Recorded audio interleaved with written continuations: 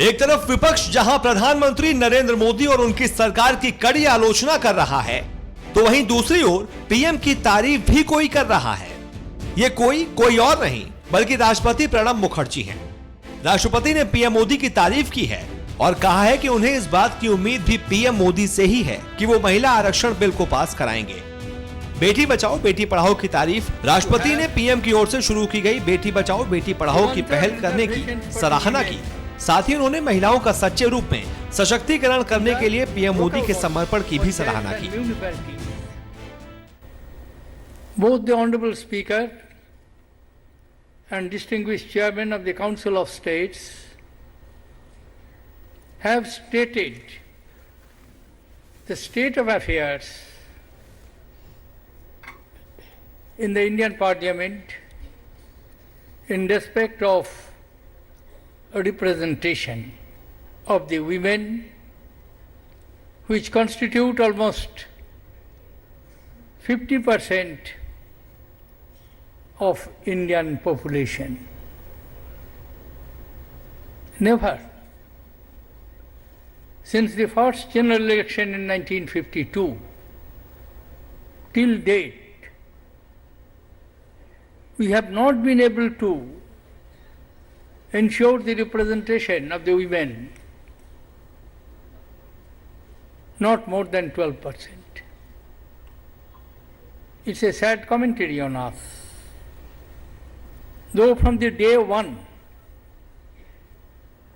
with the adoption of the Constitution of India on 26 January 1950, we declared in the text of the Constitution that all citizens will have equal right, equality before law, equal rights in every sphere and activity of life. The subject for your deliberations for the next 2 days would be empowerment. How there can be empowerment without representation? How there can be empowerment of the women not merely by gratis but as a right, as a fundamental right enshrined in the Constitution of India, and not only India, almost all constitutions in the world, including Chapter 7 of United Nations Declaration and series of resolutions, conventions in international human rights organization. I thank Prime Minister Sri Narendra Modi for immediately after assuming the office picking up a slogan in Indian language, Beti Bachao, Beti Padhao, and his firm commitment to this true empowerment of the Indian women is exemplified by his presence here. He is not participating, he is not speaking, he is not giving us advice. But Prime Minister of India is spending more than an hour without participation. It speaks his total commitment to what he preaches and what he believes. I remember what tremendous changes took place. Dr. Hamid Ansari has referred to the Nordic countries' representations, true. But the process began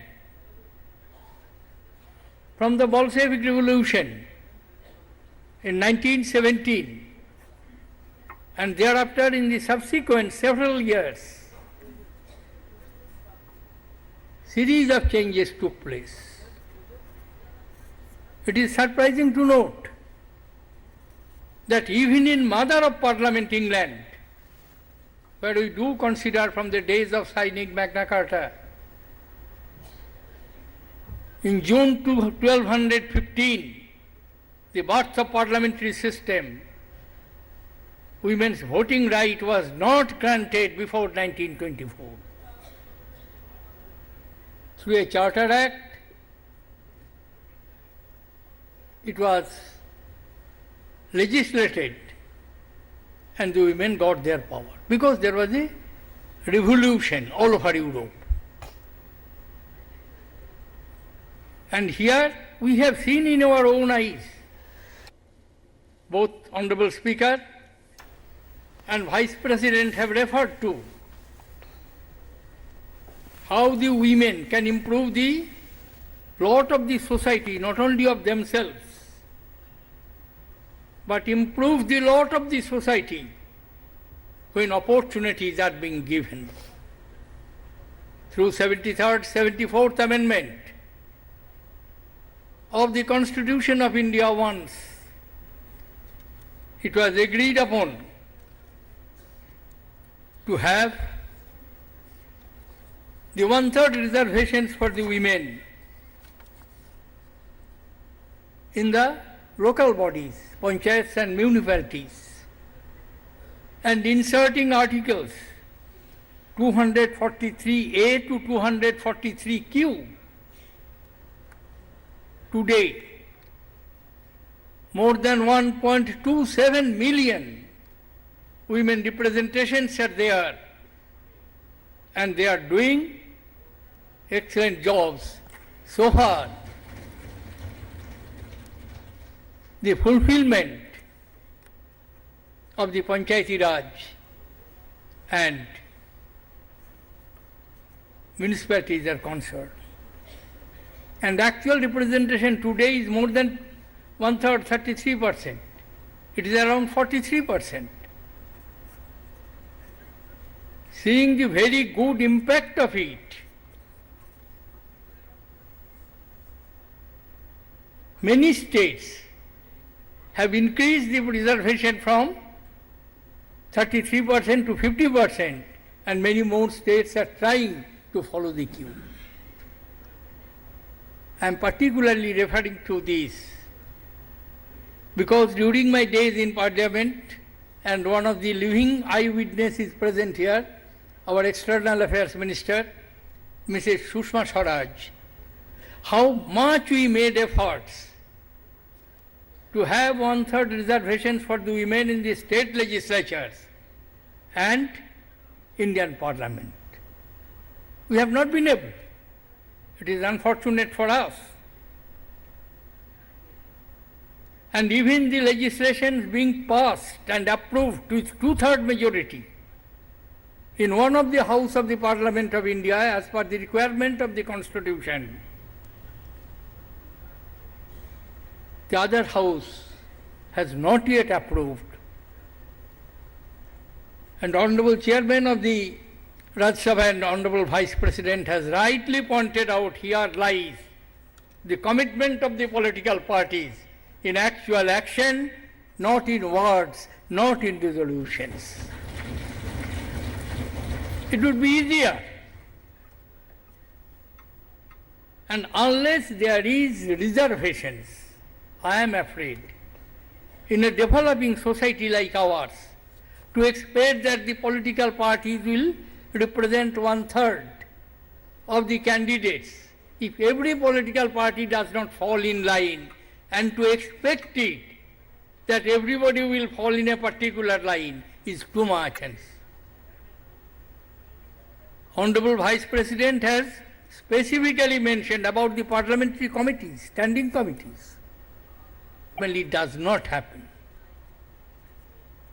Even where there are free choices, it would not happen unless you have the options are for the members and the political parties who are to choose their representations. As per the parliamentary system, it is being distributed as per the strength of the political parties, and they are to nominate to the standing committees. And therefore, this attitudinal change is necessary, and I do feel we would do a great job if we try to revive the Women Representation Bill, 1/3 reservations in the Lok Sabha, in the Raj Sabha, in the Vidhan Sabha. I am confident that it will come within the discussions of your 2 days by making the necessary amendment to the Constitution. And surely that the United Nations,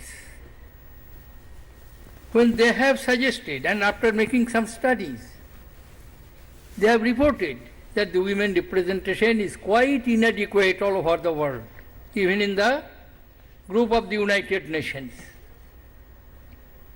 The percentage of women in the national legislatures across the world is about 19%. And we have already mentioned, India has about 12% representation of women in the parliament and ranks 109th amongst the 190 countries which have been enumerated in that list. The United Nations has declared that there is, in the International Women's Day of 2016, as Planet 50/50 by 2030, step it off for gender equality.